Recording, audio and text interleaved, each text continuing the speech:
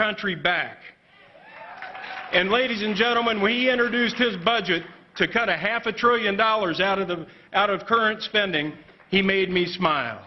And I thought to myself, thank God for Rand Paul. Thank God he's doing what he said he would do. And I don't think we've seen anything yet, folks. There's a lot more to come. It is my absolute pleasure to introduce Senator Dr. Rand Paul.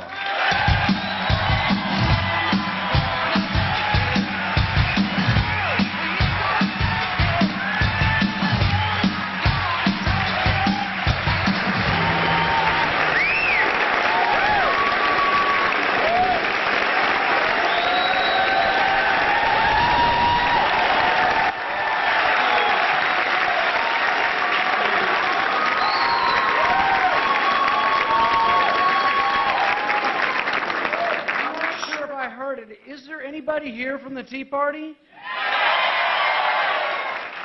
Are we going to let Washington co-opt the Tea Party? Will you fight for and help me defend the Constitution? At the turn of the last century, the chaplain for the U.S. Senate was Edwin Hale. And they asked him, do you pray for the Senate? And he said, well, I look at the senators and I pray for the people. When I was elected to the Senate, a fellow senator called me to congratulate me, and he said, the first 6 months, you'll pinch yourself and say, how did I get here? The next 6 months, you'll pinch yourself and say, how the hell did the rest of these guys get here? I brought with me today 2 examples, gross examples of government ineptitude. There's probably thousands of others, but I brought these 2 that I learned about recently from Senator Collins. It's not that government is inherently stupid, although that's a debatable question. But I have 2 examples that may make you wonder whether this is an inherent trait of government. The Energy Department has an Energy Star program. You've seen the stickers for energy efficiency? Well, Senator Collins got wind of this and she said, you know what? I think maybe they'll approve anything. So she had the Investigator General send some things over. This is an air freshener. I'm not kidding. I'm not making this up. This is the actual air freshener that was sent over to the Energy Department, and it got a sticker, okay? Approved. We also have, this is a near facsimile. This is actually the smaller version. It's much larger than this. A gasoline-powered alarm clock. It's going to save electricity.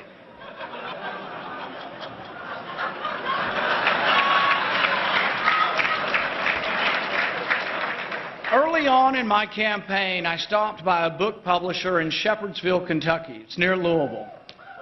This book publisher had published Barry Goldwater's Conscience of a Conservative, the first edition.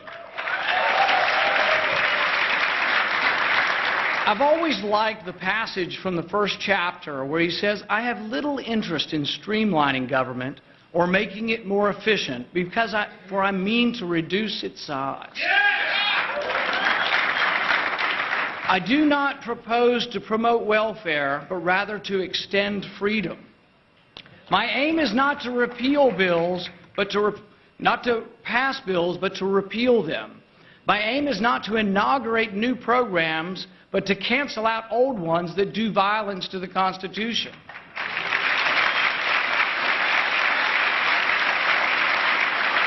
I will not ask or try to discover whether legislation is needed before I have discovered whether it is constitutional.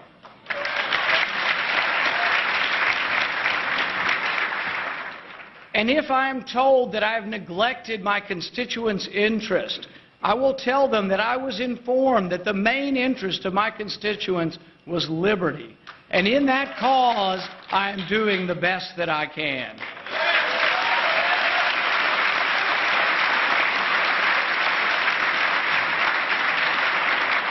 Barry Goldwater mentions one Supreme Court case in that book, Wickard v. Filburn. Many of you know it.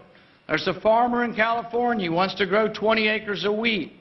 The government says you can only grow 10 acres of wheat. He says, by what authority do you tell me this? And they say the Commerce Clause. And he says, well, I'm not even going to sell the wheat. I'm going to feed it to my cattle. And he says, they say to him, we'll buy your inactivity. By not doing anything, you can indirectly. The ruling was in the 40s. For 60 and 70 years now, we've been working with this notion that the Commerce Clause says that our government can do anything. Until Obamacare came along. They scoffed at us when we said it wasn't constitutional. Nancy Pelosi looked like a deer in the headlights. She couldn't believe that anyone would question the constitutionality. Judge Napolitano asked Representative Clyburn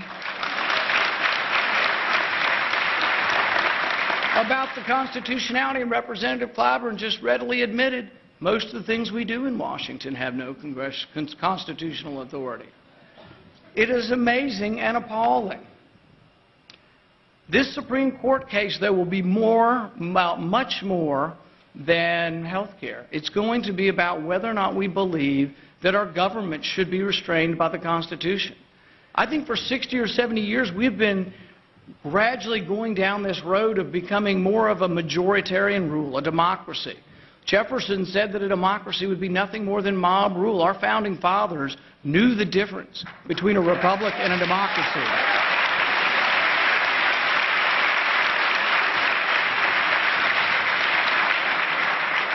Our understanding of the Commerce Clause has become so broad that I often will say, if my shoes were made in Tennessee, they'll regulate my walking in Kentucky.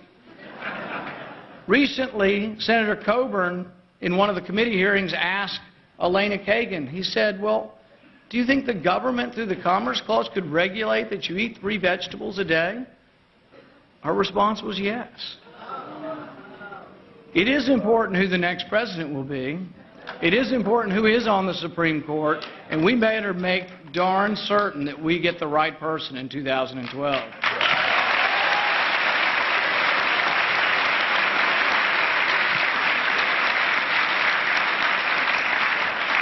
We face a looming debt crisis. It's worse than you can imagine. It really is coming upon us quickly. I went to a presentation this week where they said Japan has passed the point of no return. They don't think Japan will come out from under its debt. They say when a country gets to where its debt equals its economy, when your total debt is about equal to your gross domestic product, that you approach a point of no return. We're quickly approaching that point. And what kind of leadership are we getting, though?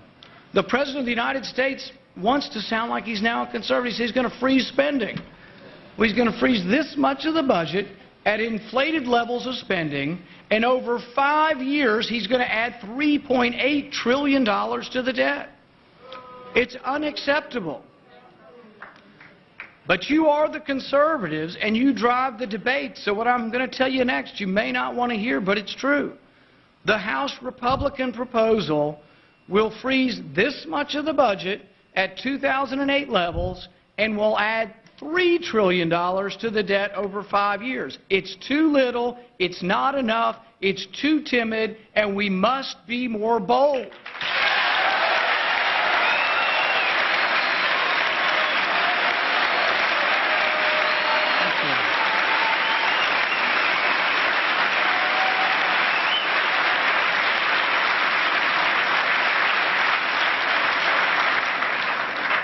They're talking about cutting $35 billion.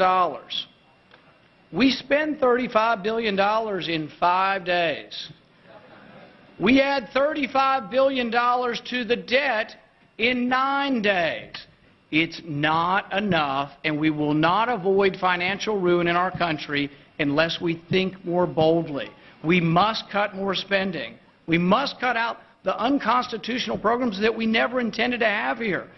We used to say as Republicans that we thought education was for the states and the localities, and we have a Department of Education that is consuming $100 billion, and it's time we go back to the Republican roots. It says we believe in abolishing the Department of Education.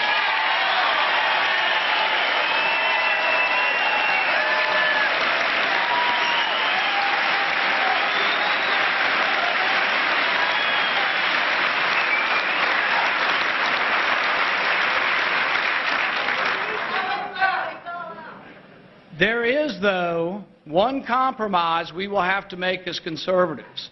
Those of you who know me know I don't like to compromise. But there is one compromise you have to make. And this is the compromise, and you have to think this through. We have always been, as conservatives, against the domestic welfare, the abuses of domestic spending, for making domestic spending smaller. But you have to understand that that's this much of the budget. If you cut out all discretionary, non-military spending, you don't balance the budget. You can't get there unless you look at the whole budget. That means we will have to have entitlement reform.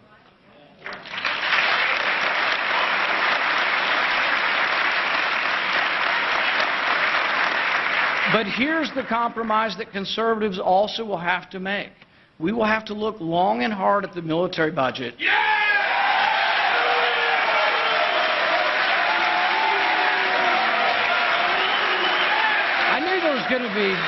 I knew there had to be some dissension somewhere.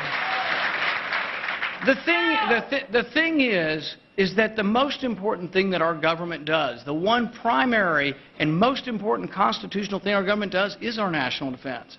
Absolutely.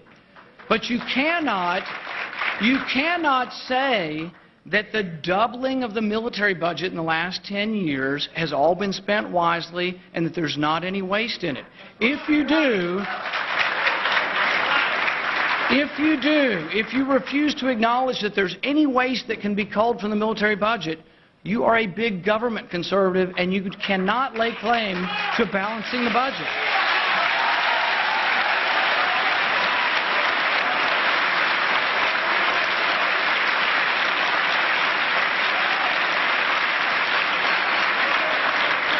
With regard to entitlement reform, it has to happen. There isn't any question that it will happen. It's whether we do it gradually, in a rational manner, or whether we wait till there's a collapse of the country and we have to do it dramatically. Everybody knows the answer. I said it in my campaign, the Republicans attacked me for it, and so did the Democrats. The age of Social Security will have to gradually rise.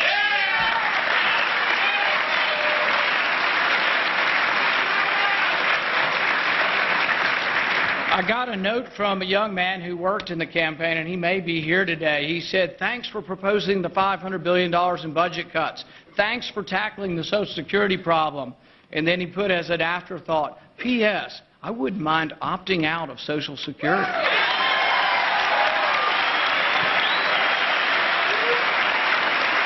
Is there anybody here who would like to opt out of Social Security?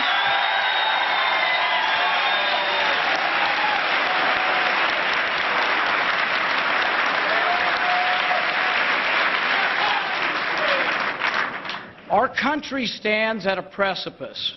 America's greatness and exceptionalism are because we chose economic and political freedom.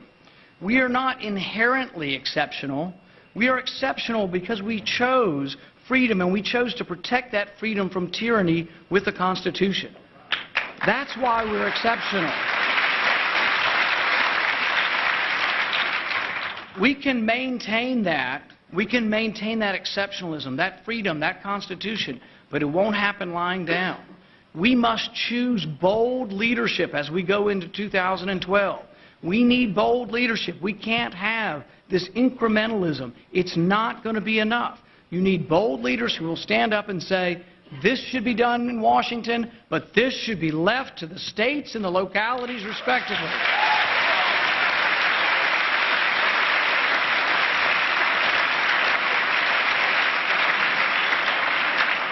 One person can make a difference. I think